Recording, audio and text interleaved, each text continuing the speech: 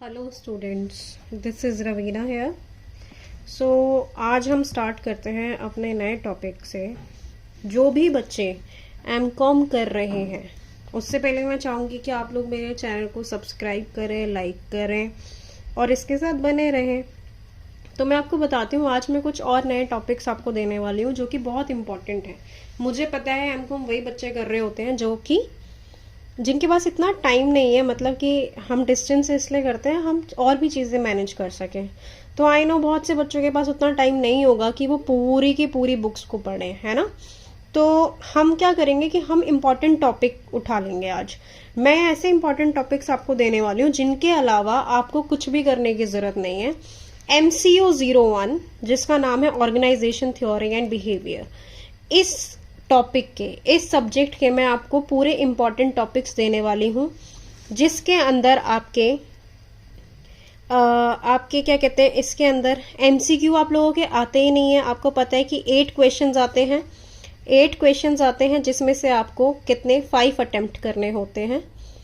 अब इसके अंदर क्या है कि शॉर्ट नोट भी आ सकते हैं आप लोगों को, ठीक है, कमेंट्स भी आ सकती हैं, डिफ्रेंशिएट भी आ सकते हैं, और क्या आ सकता है आपका डायरेक्ट क्वेश्चन आंसर्स, राइट। अभी आपको करने हैं। तो इसके अंदर सारे ऐसे टॉपिक्स हैं जिनसे ये क्वेश्चंस बनते हैं। बहुत पिछले साल के काफ़ी क्वेश्चन पेपर से बना के, ढूंढ के, अपनी बुक के टर्मिनल क्वेश्चन से मैंने सबको मिला के क्वेश्चंस को तैयार किया है। तो मैं आप लोगों को बताती हूँ कि कौन कौन से टॉपिक्स आप लोगों को पढ़ने हैं। सो प्लीज़ अभी तक जिसने भी इसको चैनल को सब्सक्राइब नहीं किया है वो करें और लाइक ज़रूर करें वीडियो को, और एंड तक देखें। एक एक टॉपिक पढ़ लोगे अगर आप लोग तो इसके अलावा आपका कुछ भी नहीं आएगा, ये तो मुझे भी पता है। देखो, जो आपको करना है, this is component of organisational structure, ठीक है। अब कॉम्पोनेंट्स ऑफ ऑर्गेनाइजेशनल स्ट्रक्चर आपको पढ़ना है, ऐसे पढ़ना है कि इसका कैसे भी क्वेश्चन आए वही आपको कर लेना है। फिर ऑर्गेनाइजेशनल बिहेवियर एंड स्टडी, कि organisational behaviour and study, individual perspective of organisational behaviour, individual perspective of organisational behaviour. अब मेरी बात को ध्यान से सुनना, जरूरी नहीं है ये तीनों अलग अलग क्वेश्चंस बन के आएंगे, ये तीनों सेम एक में भी आ सकते हैं, ये तीनों एक में भी आ सकते हैं कि component of organisational structure, organisational behaviour, individual perspective of organisational behaviour. फिर है फैक्टर्स इन्फ्लुएंसिंग परसेप्शन, परसेप्शन को मतलब कि कौन से फैक्टर्स इन्फ्लुएंस करते हैं, फैक्टर्स इन्फ्लुएंसिंग परसेप्शन। अगर बच्चे ये ऐसे आया हुआ है कि फैक्टर इन्फ्लुएंसिंग परसेप्शन, तो इसका मतलब है आपको परसेप्शन के बारे में भी आपको पढ़ना है। मतलब सिर्फ फैक्टर्स नहीं पढ़ने हैं। What is perception, what do you understand by term perceptions, and what are the factors that influence perception as well, ठीक है। और इसके अंदर ये भी आ सकता है कि आप लोगों की परसेप्शन को कैसे चेंज कर सकते हो, ठीक है। फिर है development of perceptual skills, development of perceptual skills, ठीक है। फिर है कि अब डेवलपमेंट ऑफ परसेप्चुअल स्किल कैसे होती हैं, कैसे नहीं होती हैं, ये कैसे डेवलपमेंट होता है, उसके बारे में आपको पॉइंट्स बनाने हैं। फिर कॉन्सिक्वेंसेज ऑफ स्ट्रेस, स्ट्रेस के क्या कॉन्सिक्वेंसेज हैं, वेरियस स्ट्रेस मतलब कि various types of stress, various stress मतलब, और उसके अंदर फिर ये है कि various stress and related techniques, जिससे आप स्ट्रेस को दूर भगा सकते हैं, या जो भी मतलब कि आपका ये टॉपिक है, जब आप इसको पढ़ोगे आपको पता चल जाएगा, ठीक है। सो कॉन्सिक्वेंसेज ऑफ स्ट्रेस, क्या कॉन्सिक्वेंसेज हैं, ठीक है। फिर various stress and related techniques, उनकी टेक्निक्स आपको बतानी है। एंड स्ट्रेस फ्री एनवायरनमेंट कैसे हो सकता है, राइट। क्योंकि स्ट्रेस रिलेटेड टेक्निक्स के अंदर वो आपकी इसीलिए होती है, किस लिए, कि आप क्या बना सको, stress free environment. So how मैंने इसलिए लिखा है कि कैसे आप कर सकते हो, ठीक है। What are the consequences, various stress and related techniques and stress free environment. तो ये मैंने क्वेश्चन फॉर्मेट में नहीं लिखा, मैंने बता दिया है कि कैसे क्वेश्चन आ सकता है और कैसे आप इसको बना सकते हो। मतलब ये सारे टॉपिक्स आपको इसके अंदर कवर अप करने हैं। फिर है आपको मैं बता दूं, वेरी इंपॉर्टेंट आता है VVI, very very important, Herzberg 2 factor theory of motivation. So इसको अच्छे से पढ़ना कि Herzberg 2 factor theory of motivation क्या होता है। आता है, अभी तक तो आता ही आ रहा है, रिपीटेड है, ठीक है। सो ऐसे मत सोचना कि अभी अभी आएगा, आता है, आता ही जा रहा है, तो उसमें कोई वो नहीं, आपका भी आ सकता है। फिर है मास्लोज नीड हायरार्की, ठीक है। अब इसके अंदर क्या है, अब ये भी एक थ्योरी है आपकी, मैं बता दूं, ये भी एक थ्योरी है। अब क्या होगा कि आपने दोनों थ्योरी को ऐसे पढ़ना है, ऐसे कंपेयर करके पढ़ना है कि एक क्वेश्चन ऐसे भी मेरे टाइम पे ऐसे आया था कि similarities and differences in Herzberg and Maslow, तो ये आपको बहुत अच्छे से करना है, ठीक है। फिर next is models of job design. Models of job design, इसके बारे में आपको पढ़ना है। तो इसका मतलब क्या है कि what do you understand by job design, ये एक अलग से टॉपिक हो गया है, इसको पूरा पढ़ना है आपको। फिर उसके मॉडल्स क्या हैं, कैसे डिजाइन होता है, हर चीज। इसका मतलब ये नहीं है कि सिर्फ यही टॉपिक करना है, इसका मतलब ये है कि इससे जुड़ा हुआ, अभी मैंने ये टॉपिक लिखा है कि जो आएगा, आता है, आता आया है, पर इसका ये भी होता है कि आपको जो इसके अंदर और भी इससे रिलेटेड क्वेश्चंस बन रहे हैं वो भी देखने हैं। जॉब डिजाइन आपको फिर पूरा कवर करना है। फिर है अडेप्टिव ऑर्गेनाइजेशनल स्ट्रक्चर, इंपॉर्टेंट ले लो इसको, तो ये इंपॉर्टेंट है, ये ज्यादातर शॉर्ट नोट में आता है, ज्यादातर ये शॉर्ट नोट में आता है। इसको आप दिमाग में रख लेना कि adaptive organisational structure short note में आता है। क्लियर। फिर उसके बाद आपका टॉपिक है ये शेड्यूल ऑफ रीइंफोर्समेंट। फिर अब इसके अंदर क्या है कि रीइंफोर्समेंट आपको पूरा अच्छे से कवर अप करना है। फिर जॉब री इंजीनियरिंग,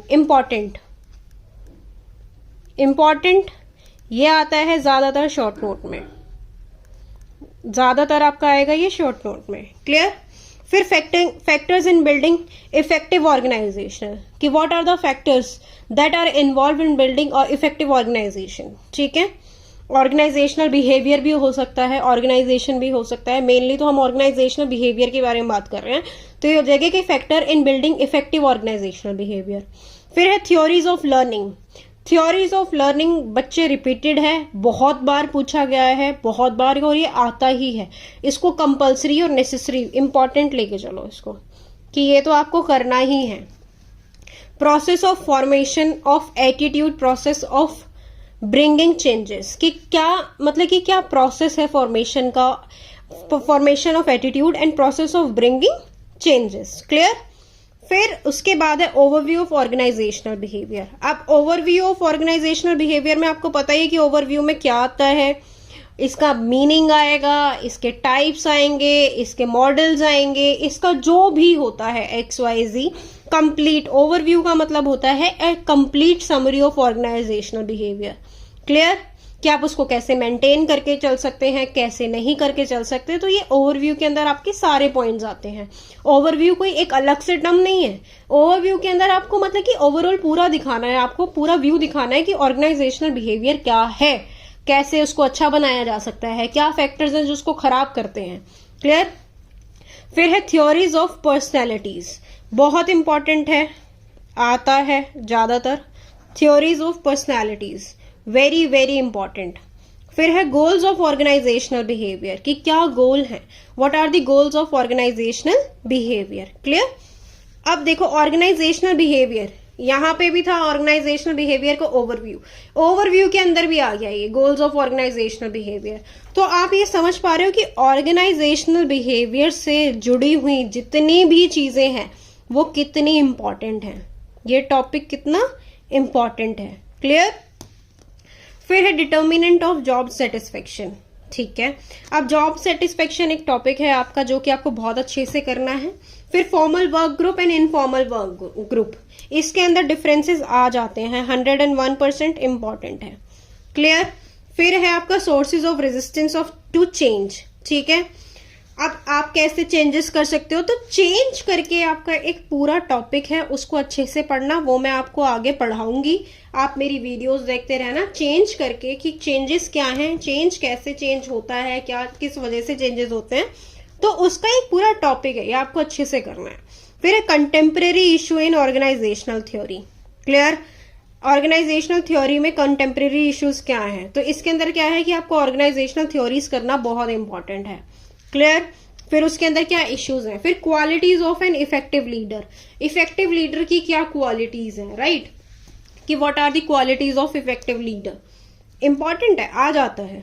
फिर है organisational development process, organisational development process.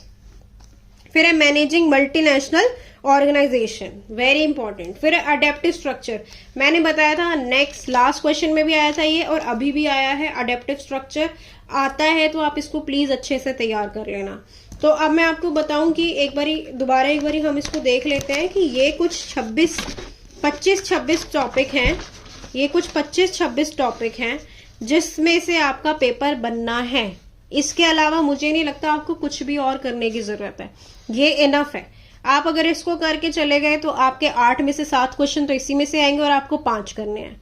मतलब मैं इतनी 90% गारंटी है कि इसी में से पेपर आएगा, इसके अलावा कहीं से भी नहीं आएगा। तो प्लीज आप इसको अच्छे से करना, आप जो मैं बता रही हूँ उसको अच्छे से करना। आगे आने वाली वीडियोस में मैं आपको बताऊंगी कि इग्नू के पेपर देते कैसे हैं, कैसे अच्छा स्कोर कर सकते हैं, कैसे आपको लिखना है, अगर क्वेश्चन आता है तो उसको आपको कैसे बनाना है, कैसे लिखना है, कैसे फ्लो चार्ट्स यूज करने हैं, क्या नहीं करना है। तो आने वाली वीडियोस में आपको वो मिलेगा। प्लस मैं इन सब के आपको टॉपिक्स दूंगी आने वाली वीडियो के अंदर। हर टॉपिक के बारे में मैं एक वीडियो बनाऊंगी जिसके अंदर पूरी ओवरऑल आपको मिलेगी कि क्या होता है ऑर्गेनाइज स्ट्रक्चर, क्या बिहेवियर स्टडी है, इंडिविजुअल परसेप्शन क्या है, पर्सपेक्टिव क्या है। तो ये सब मैं आपको उसके अंदर प्रोवाइड कर दूंगी। तो प्लीज आप इस चैनल के साथ बने रहें।